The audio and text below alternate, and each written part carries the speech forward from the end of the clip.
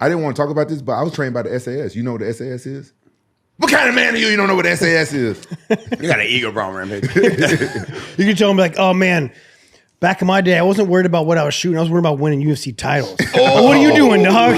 What are you doing? You know what I mean? Like, fuck, he can't talk shit, bro. Like, he can't come here talk shit to a legend across the table. I text Bear. I was like, homeboy needs to get slapped. No, I was like, fuck that. I said, you're more than willing to do it, TJ, because I am not. No, for me, it wasn't about my accomplishment. It's just that a man to man, you just don't tell another man, shut the fuck up. Yeah, he needs to sit here and respect you. Yeah, without violence.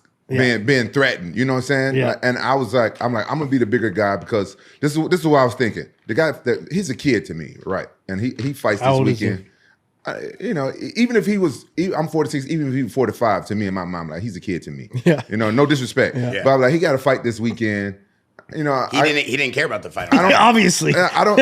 For me, I cared about his fight. And I don't want to like lose my temper. You know, fight him and get in trouble, and Dana White get mad at me because you know sometimes you just got to be the bigger person in times like there's no reason for you to get physical. Yeah. I do got to say, Rampage, I have to give you your flowers on this. I've never seen you that calm, and I knew you wanted to snap, and I know that you don't like disrespect and you don't tolerate disrespect, but all joking aside, your professionalism as a podcaster, brother, is through the roof, and I think that this is a career path that you should be for sure staying on. I think that you're very funny, but I want to tell you that being that respectful to the podcast and the business here at Jaxxon and what we've kind of worked for, I mean, you could have easily broke this door and then, you know, rifled off on this dude with a non-45-7, but with your hands.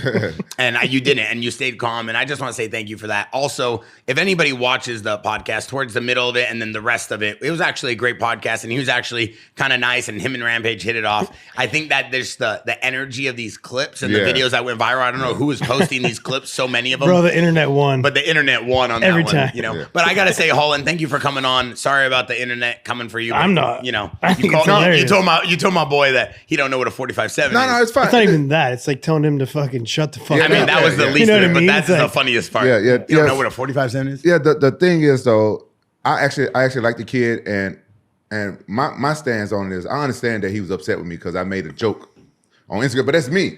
I make jokes. I like to laugh. And was it about like grabbing the hand or something? Yeah. It wasn't even a good joke. It was one of my jokes that didn't land, but I thought it was kind of funny. But it wasn't placed to him or MVP.